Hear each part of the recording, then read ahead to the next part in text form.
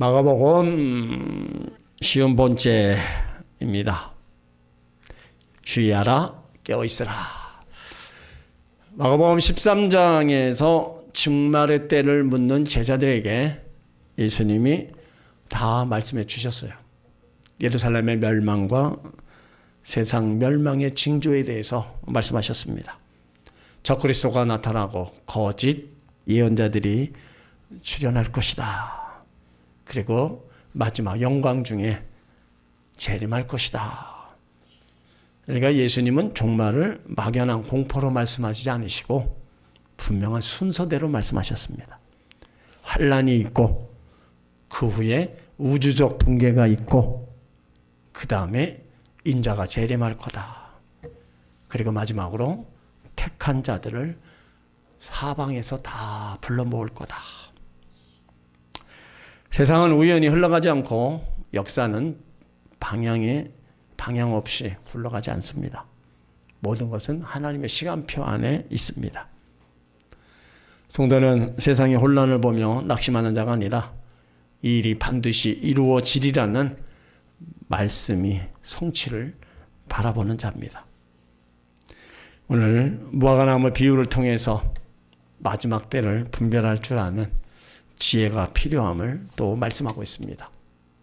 그러니까 예수님께서는 이 마지막 때를 짐작할 수 있는 무화과나무 비유를 다시 한번 또 말씀하시는 겁니다. 자, 28절을 읽습니다. 무화과 나무의 비유를 배우라. 그 가지가 연하여 지고 잎사귀를 내면 여름이 가까운 줄 아나니. 발레스타인의 무화과 나무는 잎이 겨울에 떨어집니다. 3, 4월이면 새 가지가 나오고 잎사귀가 푸르러갑니다. 그러니까 무화과 나무를 보고 계절이 바뀐 것을 실감하게 됩니다. 무화과 나무와 나무를 통해서 싹이 돋고 잎이 나고 꽃이 피는 또 열매를 맺는 자연 변화를 통해서 이제 마지막 때를 분별하라는 겁니다. 자, 29절 있습니다. 이와 같이 너희가 이런 일이 나는 것을 보거든 인자가 가까이 곧 문 앞에 이른 줄 알라. 이런 날이 일어나는 것을 보거든. 이거는 막연한 두려움이 아니라 분별하라는 명령입니다. 예수님께서는 날짜를 계산하라 하지 않으셨어요. 대신 영적 징조를 보고 분별하라 하셨습니다. 예수님은 제자들에게 이런 일이 일어나거든, 이런 일이 일어나는 것을 보거든 이렇게 하셨어요. 이런 일, 전쟁과 난리, 거짓 그리스도와 거짓 선지자, 신앙의 타협, 배도, 성도의 핍박, 이런 일들은 우연히 사건이 아니라 하나님의 시간표 안에서 진행되는 표적입니다. 그래서 예수님은 이런 일이 일어나는 것을 보거든 해석할 수 있는 눈을 가지라는 겁니다. 그러니까 지금 일어나는 세계 도처에서 일어나는 많은 일들, 지금 성경 속에 기록된 그런 일들이 지금 일어나고 있는 거예요.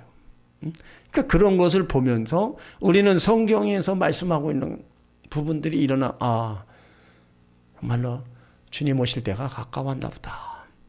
그런 걸 우리가 깨닫는 겁니다. 많은 사람들이 종말 얘기하는데 여러분, 종말은 개인의 종말하고 우주적 종말이 있는 거예요. 시간이 좀 걸리는 우주적 종말도 있고 개인의 종말이 더 빠를 수도 있는 그런 상황입니다. 그러니까 일어나는 주변의 정세를 보면서 우리는 좀 영적인 눈으로 그것들을 한번 바라봐야 된다는 겁니다. 여기 인자는 심판자, 구원자인 겁니다. 그러니까 불신자에게는 심판의 주로, 성도들에게는 구원의 주. 같은 인자지만 믿음의 상황에 따라서 전혀 다른 의미가 됩니다. 가까이 이미 시작된 종말입니다. 그러니까 성경에서 종말은 언젠가 올 사건이 아니라 이미 시작되어 진행 중인 현실입니다. 예수님은 멀리 있다 하지 않으셨고 문 앞에 있다고 말씀하고 있어요. 문 앞에. 그러니까 준비된 자에게는 소망의 문이고 준비되지 않은 자에게는 두려움의 문입니다. 이 문은 열릴 수도 있고 닫힐 수도 있는 겁니다. 이런 일들이 이제 곧 일어나는데 언제 일어나느냐? 자, 30절. 내가 진실로 너희에게 말하노니 이 세대가 지나가기 전에 다 이루리라. 내가 진실로 너희에게 말하노니 예수님 말씀 중 가장 강한 확증입니다.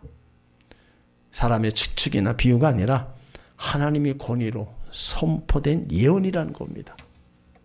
이 세대, 앞서 말씀하신 징조를 보게 되는 세대를 가리킵니다. 이런 일, 단일 사건이 아니라 마가복음 13장에서 말씀하신 종말의 전 과정입니다. 그러니까 하나님의 종말 계획은 지연되지 않으며 말씀대로 반드시 성취되고 그 경고는 지금 이 세대를 향해 또 살아있다는 겁니다. 그때만 얘기하는 게 아니라 지금도 그것이 해당이 된다는 겁니다. 그래서 31절 천지는 없어지겠으나 내 말은 없어지지 아니하리라. 그러니까 하나님이 말씀하신 것들은 절대로 없어지지 않는다는 거예요. 천지보다 산보다 들보다 모든 징조보다 더 중요한 것이 하나님 말씀이라는 겁니다. 내 말이 없어지지 않는다. 하나님 말씀의 영원성에 대해서 말씀하시는 거예요. 이 세상 영원한 것 없습니다. 세월이 가고 시간이 지나면 전부 변해버립니다. 영원한 건 세상에 없습니다. 뭐가 영원히 남는 게 뭐가 있습니까?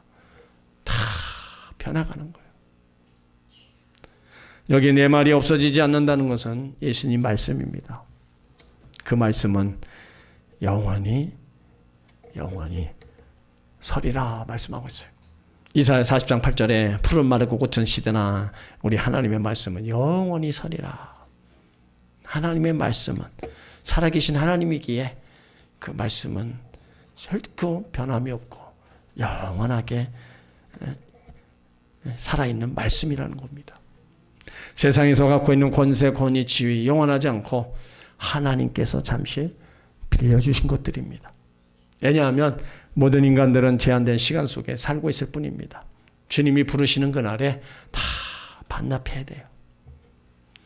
아무리 좋은 대학을 나오고 좋은 직장을 다니고 잘 나가고 높은 영웅을 뭔가를 부귀영화를 다 누렸다 하더라도 다 하나님이 부르시면 다 가야 됩니다.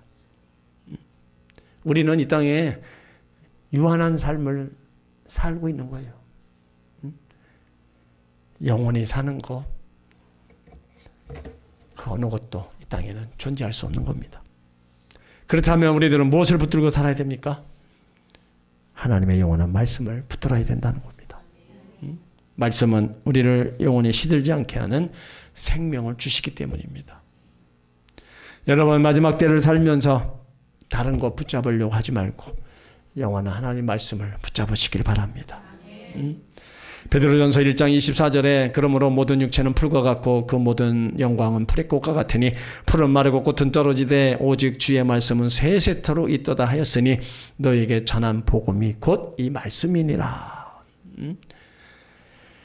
우리가 무엇 때문에 말씀을 붙들어야 돼요? 우리 기독교의 특별 계시는요 성경을 통해서만 하나님을 알 수 있기 때문입니다. 하나님의 뜻과 계획과 섭리를 다른 것이 아닌 성경을 통해서 알 수 있는 겁니다. 하나님의 내적 계시, 특별 계시인 성경을 통해서만 바로 알 수 있다는 거예요. 그래서 시편 119편 105절에 주의 말씀은 내 발의 등이요 내 길의 빛이니이다 고백하고 있어요. 하나님 말씀은 우리 인생을 비추는 등불이고 빛이라는 겁니다. 그러니까 우리는 한 번뿐인 인생을 허비하지 않고 영적으로 깨어있기 위해서는 빛이요 등불이신 하나님의 말씀을 붙드시길 바랍니다. 그 하나님 말씀 1.1획도 변함이 없으시고 영원토록 존재합니다. 그렇다면 하나님 말씀을 붙든다는 게 뭡니까? 항상 말씀 앞에서 자신이 틀렸다는 것을 전제로 해야 됩니다. 그 말씀 앞에 진지하게 서면 자신이 얼마나 죄인인가, 부족한가, 연약한가를 발견하게 됩니다. 내가 추구하고 자랑했던 것들이 헛것이구나. 내가 가는 길이 잘못된 길이라는 것을 깨닫게 해서 인생의 방향을 바꾸기도 한다는 겁니다. 그래서 하나님 말씀에 우리가 깨지는 거예요. 그 말씀에 내가 살아왔던 삶이나 내가 추구했던 모든 것들이 헛것임을 또 발견하게 됩니다. 살아있는 말씀, 언제나 나의 변화를 요구하는 거예요. 삶의 가치, 인생의 의미를 바꾸게 합니다. 그러다 보면 우리가 하나님 말씀을 더 사모하게 되는 거예요. 그러나 하나님 말씀을 붙들고 말씀에 순종하지 않으면 아무런 역사나 변화가 일어나지 않습니다. 말씀을 떠난 우상 숭배는 언제나 자기 욕심을 만족시켜 줍니다. 우리는 순간순간 하나님 말씀하면서 자기 욕심에 이끌려 가게 됩니다. 그러니까 삶의 주도권이 자기 자신이 쥐고 있는 겁니다. 하나님의 영원하신 말씀의 절대성보다 자기의 생각과 가치를 그 위에 두는 거예요. 성경이 정직하게 살아라면요, 정직하게 살면 됩니다. 성경 말씀에 순종하라 하면 단순히 그냥 순종하면 되는 겁니다. 근데 우리가 그렇게 행하지 못하고 때론 내 소견에 오른 대로 행할 때가 참 말씀이 있다는 겁니다. 그러다 보면 우리 속에 때로는 말씀과 내 욕심이 또 서로 충돌할 때가 있어요. 그렇지만 우리가 말씀대로 가기보다는 항상 자기 욕심대로 내 소견에 오른 대로 갈 때가 참 많이 있습니다. 그러니까 말씀대로 우리가 사는 게 쉽진 않아요. 근데 하나님은 그걸 또 어렵지 않다 또 말씀하고 있어요. 내가 너희에게 짐을 지기 위해서 이런 말씀을 준 게 아니다. 얼마든지 그걸 다 지키고 행할 수 있다는 거야. 근데 문제는 뭐예요? 내 마음의 상태가 그거를 받아들이지 않는 게 문제인 거예요. 내 마음이 하나님의 말씀 안에서 내가 살아가려고 힘쓰고 애쓰고 그렇게 마음먹고 가면은 그렇게 가는데 우리는 그렇게 살려고 노력을 안 하니까 아예 그냥 말씀을 그냥 접어놓고 살 때가 너무나 많이 있는 거예요. 그러니까 우리가 말씀하면서 때로 지키지 못하는 게 우리 한계입니다. 그래서 우리는 연약할 수밖에 없다고 얘기를 하는 거예요. 물론 연약하죠. 그래도 어떻게 해요? 연약한 가운데도 우리가 말씀대로 살려고 힘쓰고 애쓰면 우리를 또 하나님이 도와주신다는 겁니다. 말씀을 붙들고 사는 것이 불가능하다고 체념하고 성경과 전혀 상관없이 우리가 살아가서는 안 됩니다. 예수님께서 마지막 때 종말의 때 영적으로 깨어있는 자는 천지는 없어지겠으나 내 말은 없어지지 않는다는 하나님의 말씀의 영원성과 절대성을 붙들고 살아가는 자들이라고 말씀하고 있습니다.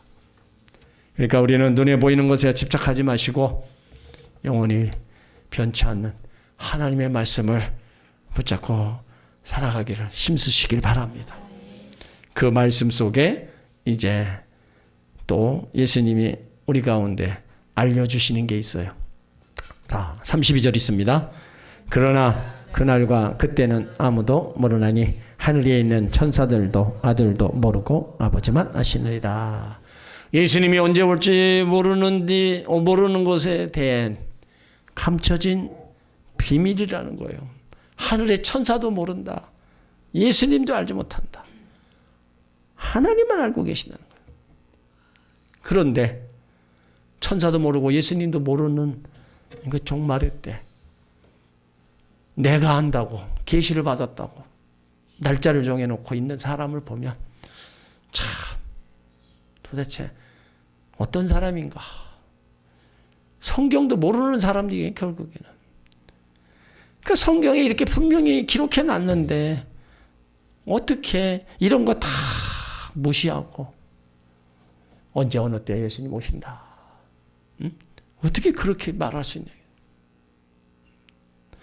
계시록에는 이 예언의 말씀을 빼는 자, 더하는 자 다 저주가 임한다 그랬습니다. 1.1획도 변함이 없는 말씀을 그대로 믿으라는 거예요. 근데 아무도 그날 종말의 때를 모르고 있는데 그거를 안다고. 또 거기에 가는 사람은 뭐예요? 성경을 모르니까, 말씀을 모르니까 또 쫓아가는 거예요. 그러니까 우리가 성경을 읽고 성경 말씀을 알면은 우리가 함부로 움직이지 않잖아요. 모르니까 그냥 가는 거예요. 이렇게까지 다 미리 말씀해 주셨는데도 이런 거 다 무시해버리고.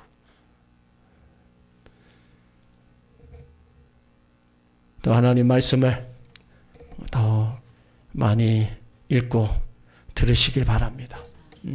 그것이 나의 영혼의 양식이 되고 그것이 나에게 유익이 되는 거예요.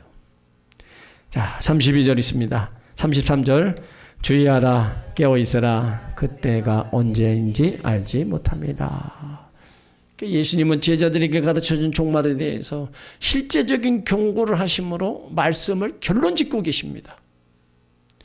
마가복음 13장에서 주의하라 강조하라는 말씀이 나오고 깨어있으라는 경고의 말씀이 또 4번이나 나와요.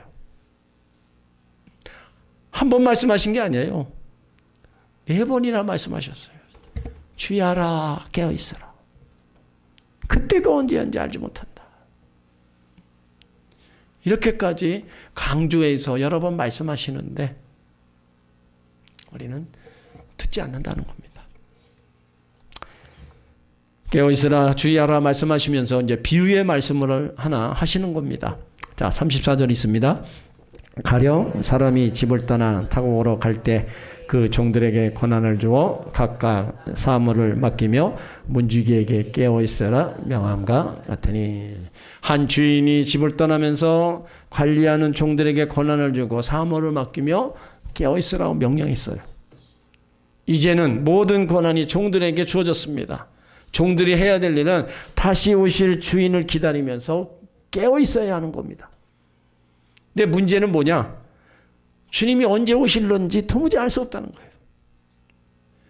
주님께서 언제 오실런지 아무도 모르지만 확실하게 아는 거는 반드시 다시 오신다는 겁니다.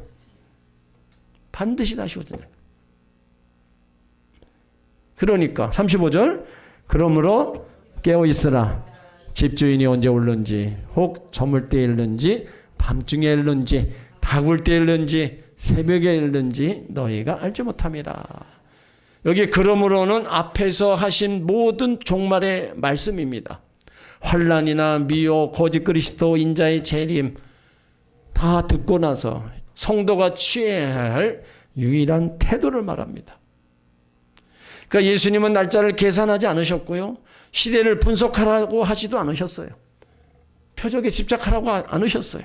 오직 한 가지, 그러므로 깨어있으라. 종말 신앙의 결론은 지식이 아니라 자세입니다.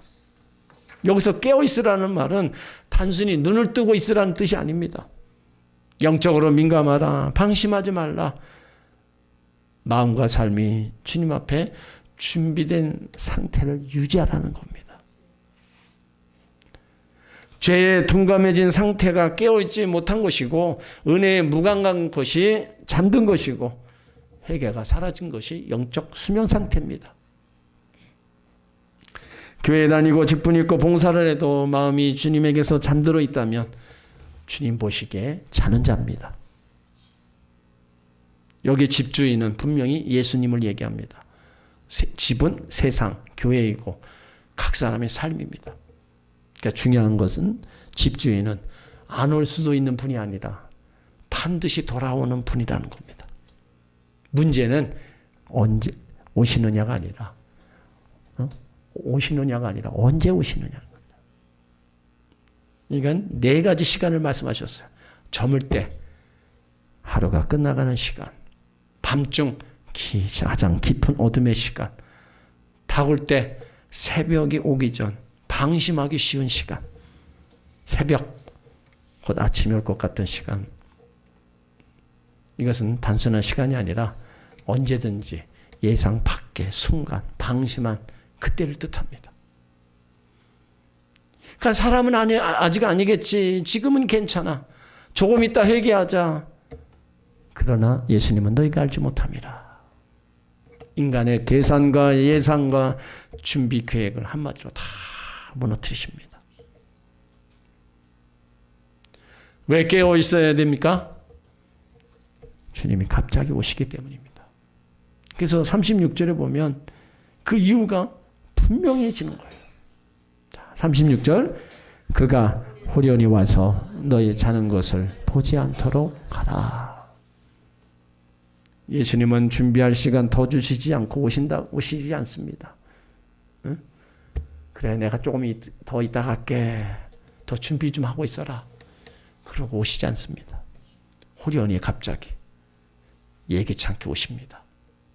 그래서 신앙은 언젠가 준비되어 있는 게 아니라 항상 준비됩니다. 항상 준비.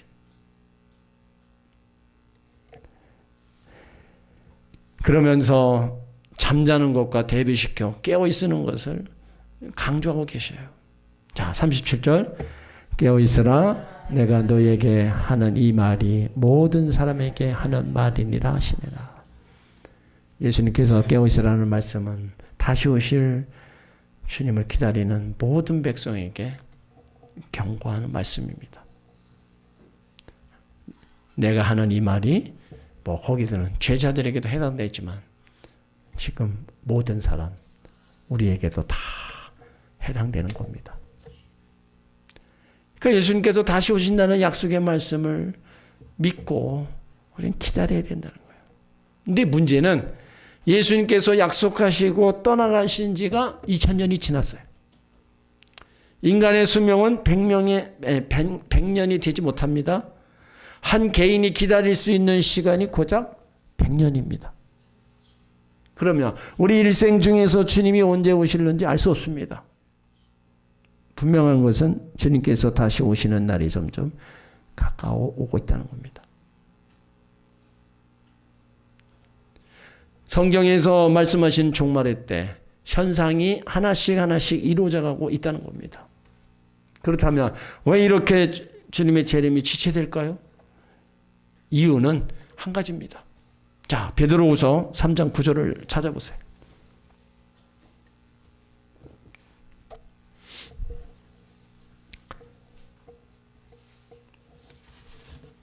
베드로후서 3장 9절. 왜 주님이 오심을 이렇게 지체하고 있느냐? 그 이유를 말씀하고 있습니다.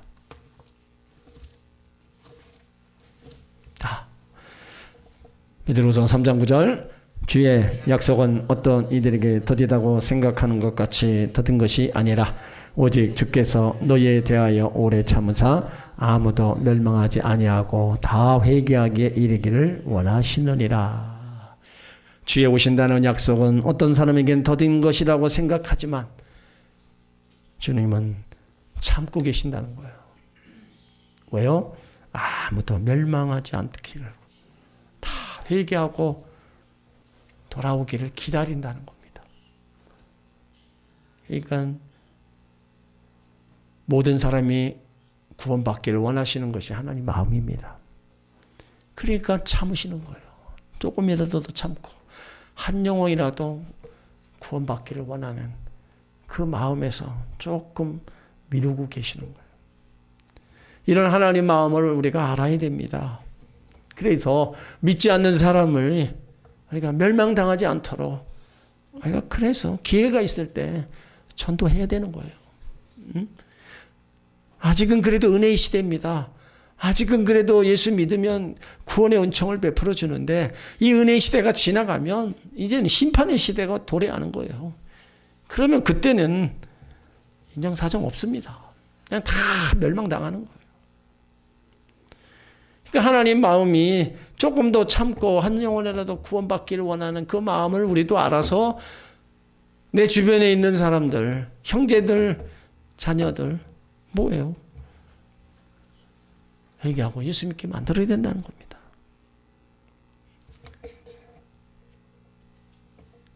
내 맘대로 내 뜻대로 안 돼도 어떻게 해요? 내가 할 수 있는 데까지 계속 해야지 어떻게 해요. 예수님의 하신 그 말씀, 하루를 천년 같고 천년을 하루같이 기다리고 계시는 겁니다. 그러므로 우리는 주의 재림의 때를 알 수 없게 항상 영적으로 깨어 있어야 됩니다. 언제 주님이 오실 줄 알 수 없습니다. 언제 오시는지 몰라도 괜찮습니다. 주님이 원하시는 것은 기다리는 마음이 아닙니다.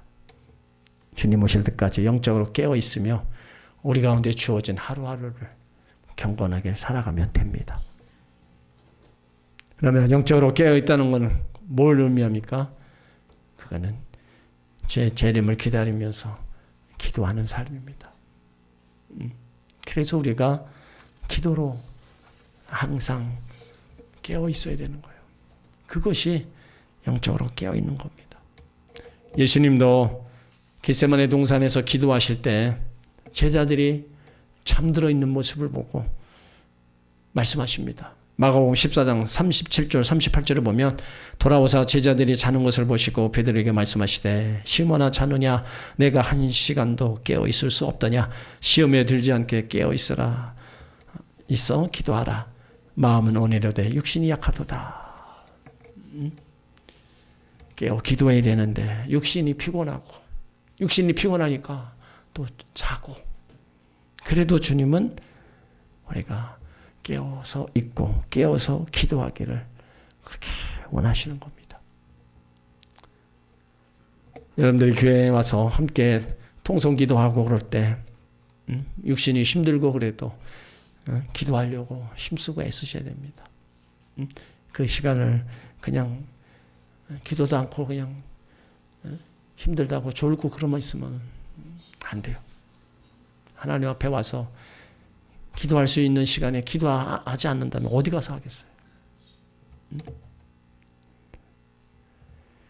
에베소 6장 18절에도 모든 기도와 간구를 하되 항상 성령 안에서 기도하고 이를 위하여 깨어 구하기를 항상 힘쓰며 여러 성도를 위하여 구하라. 우리가 성령 안에서 기도하지 않으면 부패한 본성은 자꾸 세상을 쫓아갈 수밖에 없습니다. 우리가 항상 주님 앞에 엎드려야 돼요. 하나님 도우심을 구하고 하나님 앞에 은혜를 구해야 됩니다. 마틴 루터는 바쁠수록 더 기도했다고 그랬습니다. 그러니까 바쁘고 분주한 우리 삶에 그래도 기도 시간만큼은 하나님 앞에 또 꼭 들이시고 그 기도할 때 더 전심으로 하나님을 찾으시길 바랍니다. 오늘 예수님은 종말의 때를 무화과나무 비유하면서 이제 말씀하셨어요. 그러므로 이제 그때가 이룬 줄을 가까이 왔다. 그러니까 주의하고 깨어 있어라. 그때가 언제인지는 알지 못합니다. 그때 곧 가까이 왔다. 그러므로 우리들에게 깨어 있으라 말씀하신 거예요. 주님이 오시지 않아도 우리가 먼저 가는 그런 시간상 또 그럴 수 있습니다. 그러니까 우리가 깨어서 신앙생활하다가 주님이 오라 하시면 영광 중에 우리는 주 앞에 가서 주님을 만나야 됩니다. 주님을 끝에서 만나지 못한다면 우리는 버림받는 거고 버림받아서는 안 된다는 거예요. 열심을 다해서 깨어서 신앙생활하고 주어진 일에 우리가 최선을 다하고 나갈 때 우리 주님이 우리에게 또 힘도 주시고 이길 힘도 주시고 여기까지 주님 나라에 거하는 그런 은혜도 베풀어 주실 줄 믿습니다. 네.